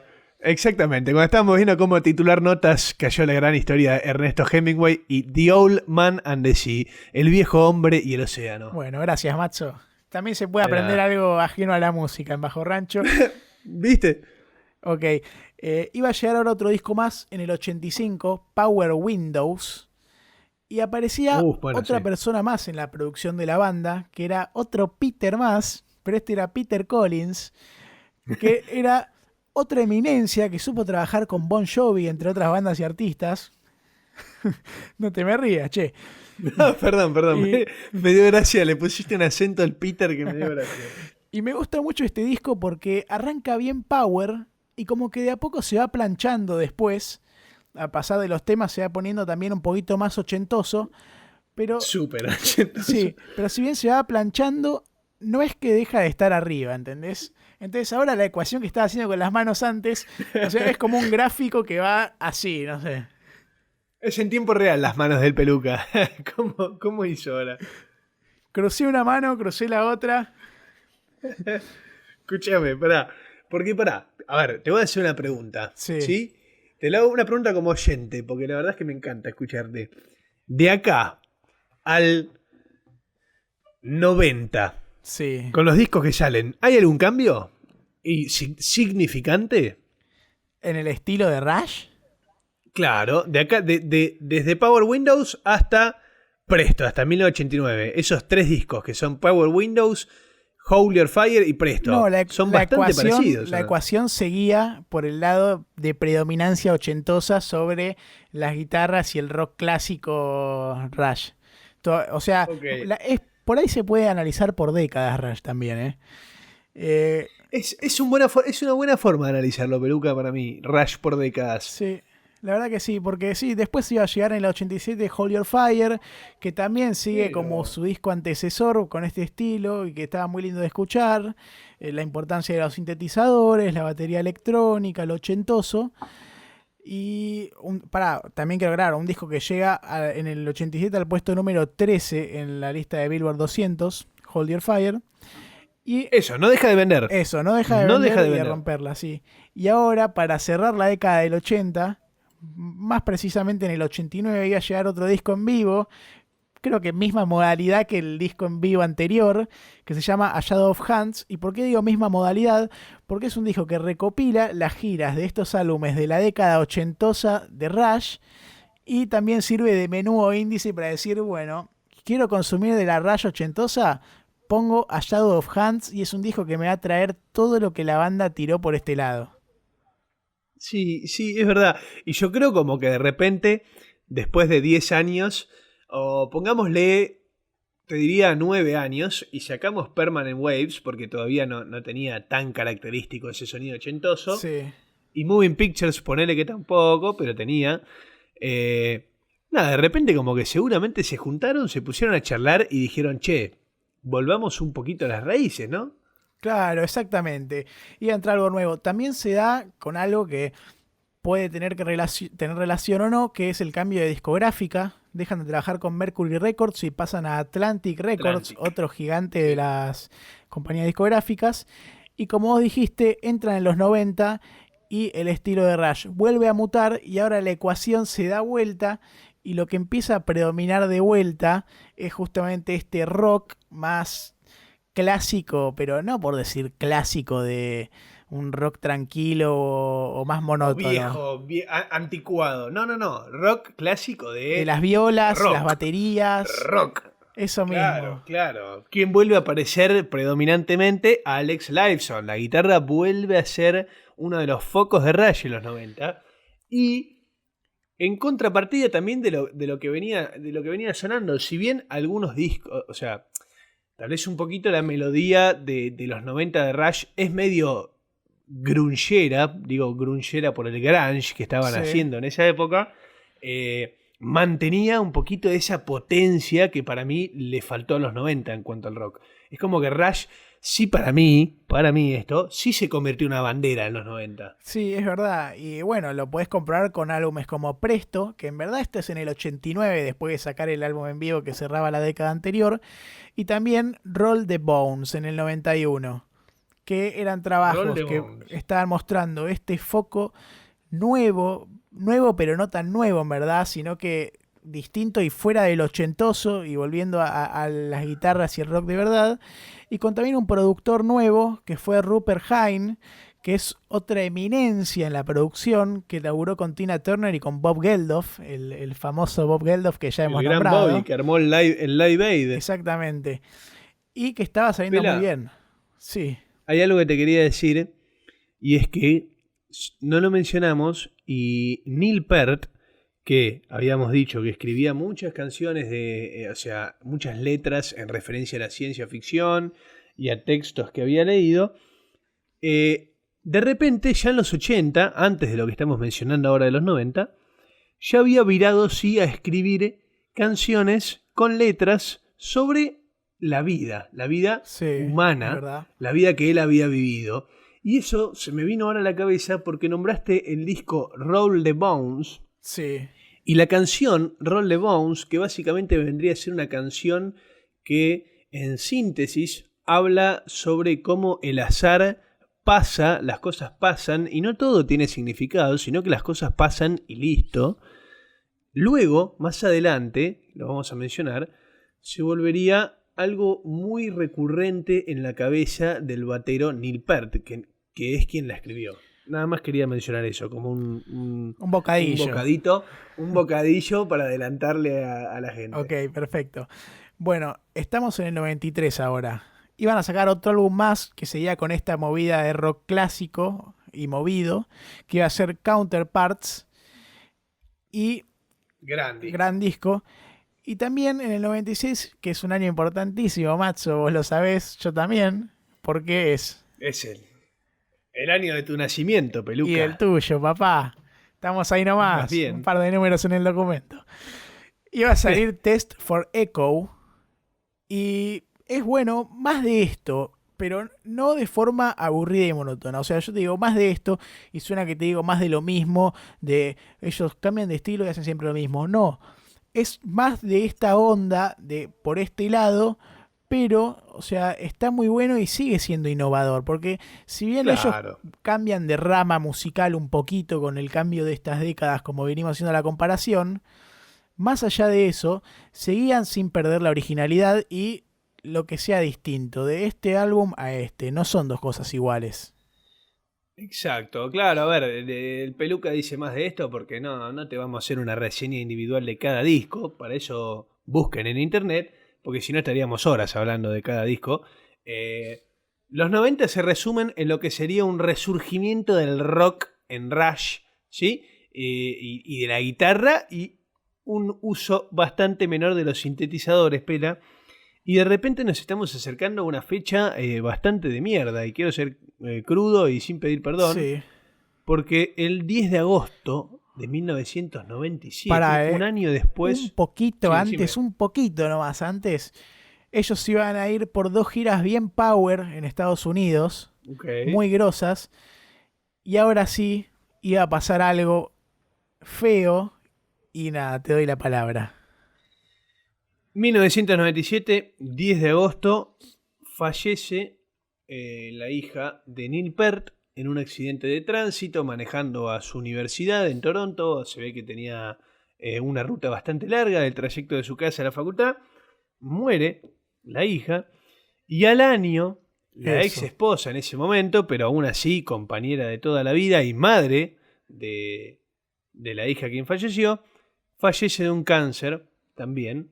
Esto significa que en menos de un año calendario, en menos de 365 días, Neil Peart había perdido a su hija Había y enviudado. a su ex esposa, exacto, una mujer que amaba de toda la vida, y esto lo sumió él claramente en una fuerte depresión y Y lo sí. hizo abandonar la banda. Les dijo, muchachos, perdónenme, pero considérenme terminado, y agarró una moto y se fue de viaje por los Estados Eso, Unidos. hizo algo muy loco, porque él agarra la moto y se va de viaje solo, inicialmente, y empieza a viajar y creo que está bueno lo que hace en el sentido de necesito aires nuevos, necesito limpiar un poco la cabeza, necesito pensar, tener momentos para mí, y hace como 88.000 kilómetros, dicen ahí las malas lenguas, viajando por el país, y después de eso plasma todas las experiencias y sus estados emocionales y todo lo que pasó y pensó y cómo estuvo y cómo en base a eso fue creciendo en el bocho.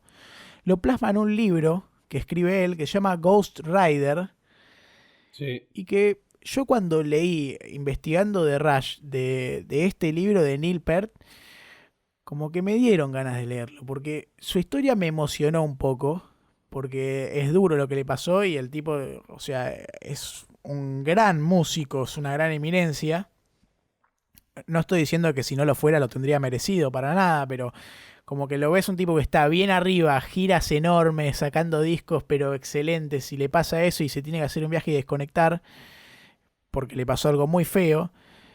Y nada, la verdad que me generó mucha intriga y me gustaría leer, me parece, ese libro. No solo eso, Pela, sino que él le cuenta a un periodista de la revista Rolling Stone también, que en esos años, al principio, cuando todo esto estaba bastante fresco, o sea, en el 97-98, él entró en esta etapa donde creía verdaderamente que alguien lo había embrujado.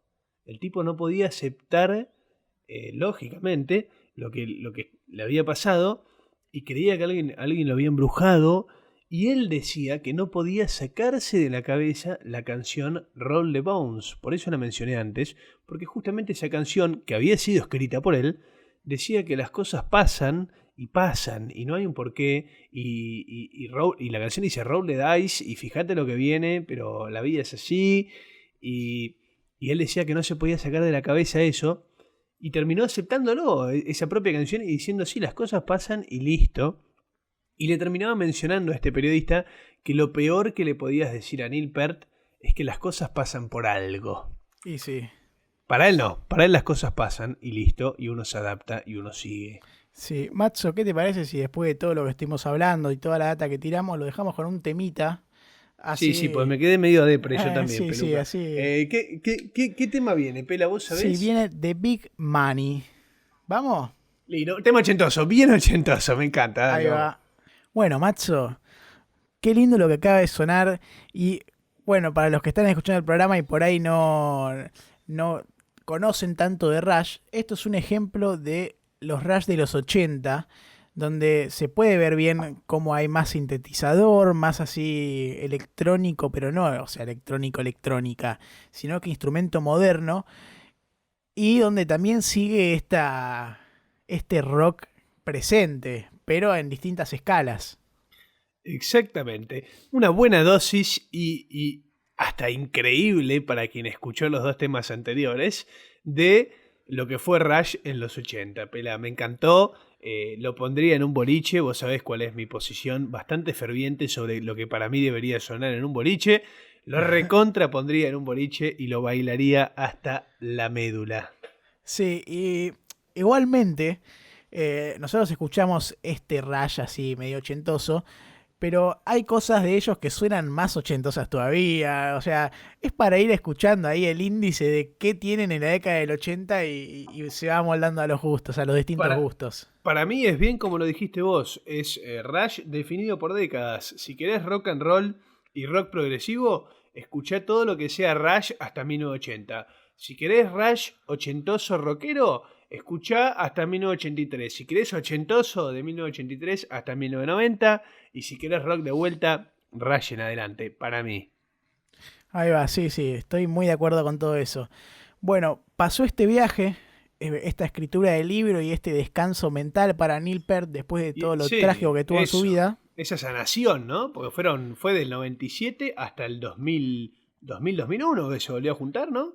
Con Rush. Claro, sí, exactamente.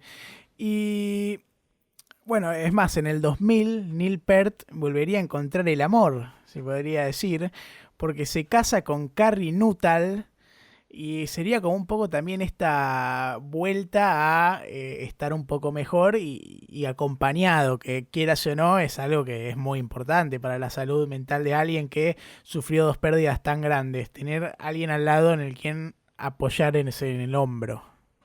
Exactamente. O sea, como que de repente pudo entender que, o pudo asimilar lo que él había escrito, de que las cosas pasan y de que hasta él mismo se dio cuenta que si verdaderamente él iba a seguir viviendo y no le quedaba otra, no quería ser una persona que odie la vida.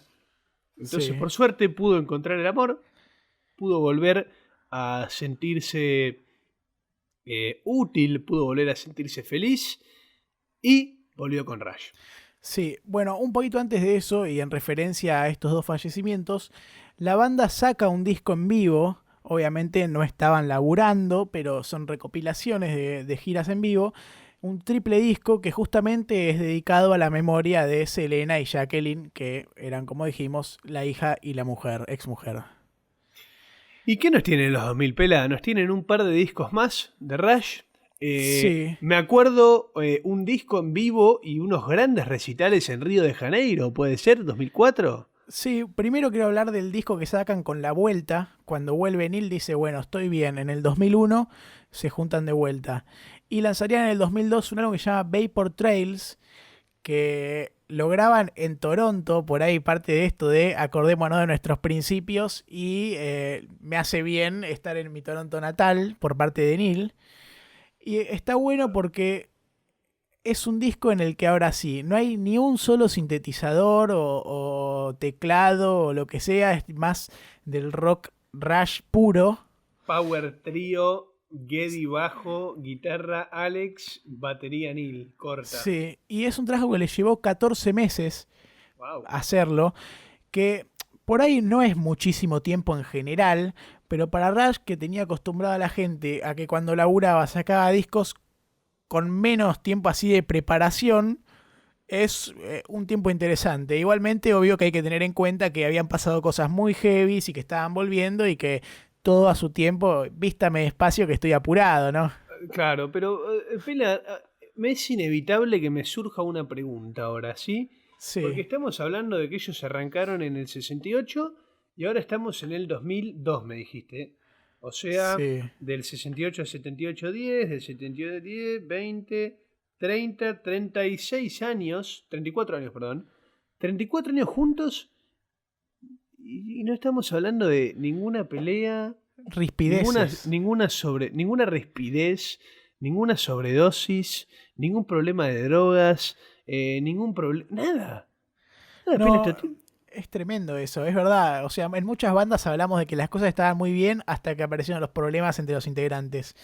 Y Rush es una banda que al conocer la historia, por ahí no estamos desde adentro y no sabemos qué pasó adentro, pero lo que ellos dejaron al mundo ver es hermandad, compromiso entre ellos y respeto. Y Nunca sacaron al público ningún quilombo, por ahí no existió nunca nada malo ahí adentro.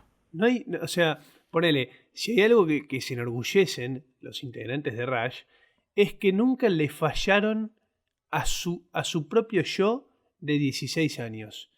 Algo que tuvieron muy presente en no fallarle a esa persona de 16, 17 años que eran ellos y que creían en un mundo donde no había que venderse a las discográficas, donde no había que, básicamente donde no había que venderse, no ser un sell out, un vendido, y así lo fueron, y es muy loco. En ese sentido, a mí me sorprende que no tengan ese tipo de problema o rispidez como te gusta remarcar que yo A digo. vos. Y, y otra cosa, Pela, Sí. es que me puse a buscar verdaderamente porque dije, no puede ser que no haya ningún problema con las drogas o ningún tipo de testimonio sobre las drogas. Entonces me puse a buscar, dije, puse en Google, ponía Rush Drugs, todas esas cosas, ¿viste? Te A ver si pusiste aparecía algo. minucioso. Me puse Ok. minucioso y lo único que encontré fueron un par de testimonios en una nota de la Rolling Stone. Otra vez la Rolling Stone la nombro bastante seguido, pero porque suele Es que es escribir una gran buenas notas. fuente. Suele escribir buenas notas. Que era Alex Lifeson, el guitarrista, contando que fumaban marihuana, fumaban chala, o sea, que ponele que el 80% de sus composiciones, las de Alex, no las de la banda en general, estaban influenciadas en cierto punto por la marihuana, pero de una manera muy controlada, y contaba que de chico o de adolescente le gustaba mucho el éxtasis. Acá no hacemos apología a las drogas, ¿sí? Acá cada uno es Para libre de hacer lo nada. que quiera, pero le gustaba mucho el éxtasis y cuenta que en los 90, pasando un mal momento con su esposa, la convenció para que juntos consuman éxtasis y pasen una noche juntos. Y él la detalla, él cuenta que se pusieron a bailar con su esposa y que después de eso tuvieron horas de charlas muy profundas que, a pesar de haber estado casados hace más de 20 y pico de años, no nos olvidemos que él tuvo un hijo a los 16 años, con la Sí. misma mujer con la que se encuentra casado hoy en día, estamos hablando de una barbaridad de tiempo. Cuenta que aquella noche tuvieron charlas y llegaron a niveles de profundidad que nunca habían llegado y fortaleció la relación. Entonces, al contrario de cualquier cliché de rockstar, de drogadicto que destruye a su entorno, vemos una banda de Rush que a lo sumo se fumaba un canuto, componía algo, o a lo sumo consumía con su mujer una rola Bien y disfrutaba de una esporádicamente. jornada. Claro, y disfrutaba de una jornada profunda. Una locura, Pela. Bueno, Una un banda. ejemplo. Eso, una banda tan longeva, ¿no? De tantos años, con tantos discos y con tan poca polémica. Es una locura. Sí, porque siguieron pasando los años después de los 2000. Por ahí la frecuencia en la que lanzaban discos no era tan como en los principios. Recordemos que más de 30 años juntos. Más allá de eso, estuvieron de gira muchas veces. Vos dijiste, pasaron por Río, Rush in Río, se llama el disco de esa gira. Estuvieron en México, giraron por otros países del mundo, lanzaron discos de estas giras en vivo. Hicieron también una gira para festejar los 30 años de la banda, otra para festejar los 40. La cosa siguió confluyendo, pero bueno, el tiempo Pasó factura. sentencia un poco y pasó factura, sí. Pasó factura. Lo perdieron a Neil a principios de este año. Entonces ya se diluyó la chance de una juntada. Si no me equivoco, fue el 2000. 16 o 17 que dieron sus últimos recitales. Y bueno, eso, básicamente fueron una banda que los separó la muerte. Claro. Que desde el momento que se unieron, salvo por... o sea, el único interín que tuvieron fue a causa básicamente de la muerte también, que fue la muerte de la hija y de la ex esposa de Neil. Y ahí fue donde se separaron y Sí. volvieron a juntarse. Y si no fue la muerte, nada separó a Rush. Y yo le quiero agradecer profundamente a Canadá, pero profundamente, porque nos dio una banda ejemplar en todo sentido. No le hizo caso a las discográficas e hizo siempre lo que quiso. No tiene ningún escándalo de drogas o de quilombo. No se separaron, nunca se traicionaron, nunca se tiraron mierda entre ellos. Es como, es lo que le gustaría a uno tener con sus amigos. Algo que Sí, dure por realmente. todos los años y que no se separen y que nunca busquen un reemplazo porque tal está sonando mal o tal. No, no, no. Los tres juntos hasta la muerte. Y eso para mí es el legado máximo de Rush. Es lealtad y no venta. Eso Y no, mismo. y claro, y no es que no venta a nivel ventas de disco, porque vendieron un montón. No A venta venta de al su nivel estilo. de. Claro, eso, no vendo O mi de sus esencia. ideales. Sí, y Claro. nada, después, Matsu, de todo este análisis que hicimos y de la carrera de lo que fue Rush, y también agradecerle a la banda y a Sebi, que nos pidió tanto que la hagamos, la verdad que estaba muy acertado porque fue muy lindo tratar a Rush, fue un muy lindo capítulo. Quiero preguntarte, en general, ¿qué sentimientos te genera esta banda? Si, ¿qué te gusta de su música? Si por ahí te sentís más identificado con alguna etapa que con otra.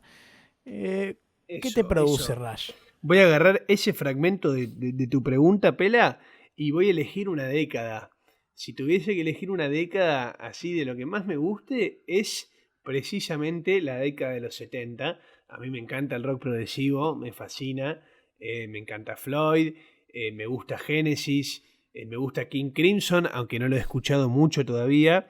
Y descubrir esos sonidos, pero hasta llevados a una magnitud que antes no había escuchado. En Rush me encantó. Me encantó la década de los 70 de Rush. Y no te voy a decir que me gustó la de los 80, pero solo por una cosa. Porque a mí me gusta, como te dije, como acabo de decir, me gusta el rock progresivo. Y me gusta la música ochentosa. No me gusta el anfibio que se forma entre los dos. ¿Entendés? Ok, O sea, me está gusta un bien. par de las cosas que hizo Rush en los 80, pero no es lo mío.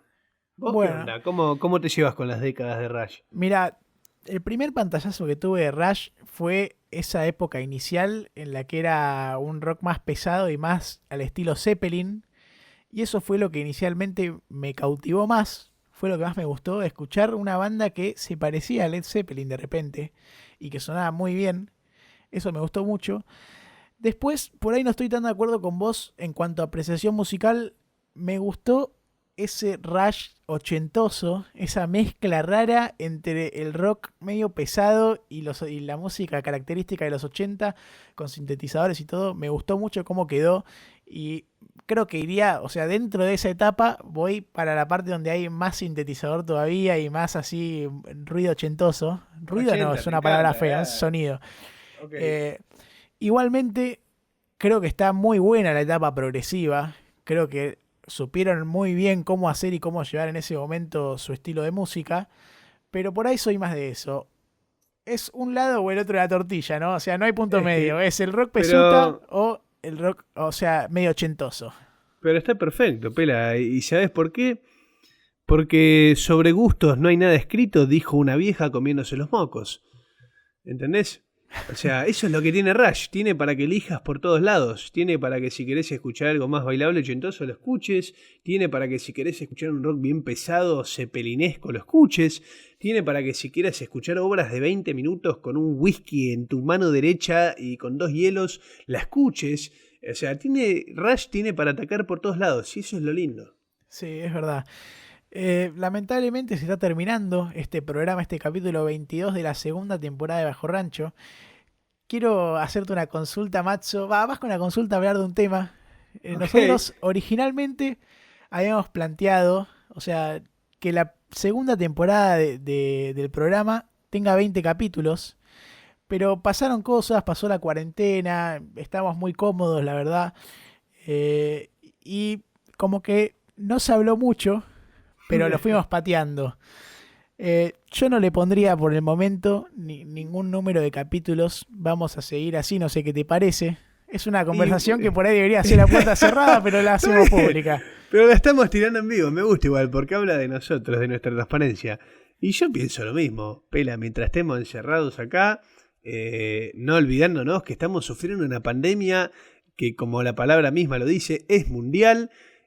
Sigamos con este formato, o sea, sigamos con los pies sobre la tierra, haciendo lo que nos gusta y compartiendo lo que hacemos. Sin duda, Pela, yo estoy para ir para adelante. Sí, no ponerle fecha de cierre a esto, por lo menos hasta que sigamos acá encerrados. Bueno, eso mismo, de eso estoy de acuerdo. Y otra cosa, sí. Pela, perdón, te quería interrumpir, porque ya que estamos, quería decirlo, son momentos duros para todos, para todas, y son momentos donde están pasando cosas en el mundo. Están habiendo muchísimos reclamos sobre racismo en Estados Unidos, reclamos a los cuales Bajo Rancho se apega. A también nosotros. Acá, Claro, por eso, a eso iba a ir. Bajo Rancho denigra cualquier tipo de acción racista, y encima, tanto como las que son afuera, como las que fueron en Chaco acá hace unos días, como lo que fue la comunidad QOM, lo que fue acá con este juez que dijo, o sea, que una violación en manada terminó siendo calificada como un desahogo sexual, y todas esas cosas acá desde Bajo Rancho, si bien no es lo nuestro y lo nuestro es la música, no dejamos de ser dos comunicadores que tenemos la suerte de que nos estén escuchando, de que haya gente interesada en nuestra palabra. Entonces queremos manifestarle que Bajo Rancho está en contra de cualquier forma de racismo, machismo, clasismo. Nosotros consideramos que somos todos y somos todas iguales, y todos tenemos la misma suerte y el mismo derecho a disfrutar la vida que cualquier otra persona. Sí, y déjame agregar que en Bajo Rancho muchas veces estudiamos distintas etapas, casi se corta la luz recién. Estudiamos distintas etapas de la historia en distintos países del mundo, y muchas veces tocamos Estados Unidos. Y si hay un factor común denominador que estuvo en todas las distintas décadas, fue la discriminación y el racismo. Entonces, queremos decir que basta de eso. Respetemos, somos todos iguales, como dice el Matzo, y entendamos de una vez que hay que dejar esas cosas de lado y empujar todos para la misma dirección. Exactamente, Pela. Es momento de hacer, para que todas las personas hagamos un mea culpa, miremos para adentro, veamos en qué podemos cambiar, en qué podemos ser mejores y en qué estamos siendo racistas, ya sea en mayor o menor medida. Así que, Pela, yo te quiero decir que, como sabrás, me encanta que la última voz que se escuche sea la tuya, porque me parece la más linda. Así que quiero despedirme de la gente, decirle que los y las quiero mucho. Les agradezco que nos estén mirando, les agradezco la banca continua que nos muestran, el amor que nos muestran en las redes. Gracias, las quiero, las abandono y los dejo y las dejo con el número 1. Bueno, te voy a llamar antes del más allá para que le mandes un saludo especial a Mark Zuckerberg, que no puede olvidarse. Fuck you, Mark Zuckerberg. Fuck you, Mark. Get the fuck out of this fucking world. Adiós, reptiliano. Zuckerberg. Tenemos redes también, son @bajorrancho, tanto en Twitter como en Instagram. Pueden seguir también en Las Rocas, que es en Las Rocas, conté al final, donde, bueno, también tienen el programa que hacen los martes y los jueves. Y en canal de YouTube tienen mucha data. Nos estamos poniendo al día con los capítulos de Bajo Rancho, así que dentro de poco ya van a poder tener los capítulos más recientes. Por ahí ahora estamos 1 o 2 capítulos atrasados, no es nada. Pero bueno, para que sepan que es otro canal donde pueden vernos / escucharnos, las dos juntas en verdad. Y ahora sí, nos vamos a despedir. Yo también les quiero decir gracias a todos. Gracias, Matzo. Me gustó mucho hacer este capítulo. Estuvo muy lindo. Antes les quiero decir que los vamos a dejar con un tema muy especial, porque es un tema que arranca con un estilo medio regoso, que no es el original de la canción, este es un vivo Y después va a lo pesado de Rush. Pero me gustó, en verdad fui a el Matzo lo encontró, pero está bueno el ensamble que hicieron ahí. Para todos y todas los working man y working woman, este tema es para vosotros. Que tengan buen fin de semana, buena semana. Peluca, te amo y lo hago público. Y me Yo también, Matzo. Y antes de irnos, una cosita más, y no lo jodo más y lo dejo con el tema. La semana que viene nos vemos de vuelta, grabamos los miércoles con todo lo del capítulo del Flaco y cosas que estuvimos acomodando. Estuvimos grabando también el viernes. Vamos a volver los vivos a los miércoles. Y bueno, los que están en el podcast, como siempre, nos vemos el próximo lunes. Muchas gracias y buen fin de semana.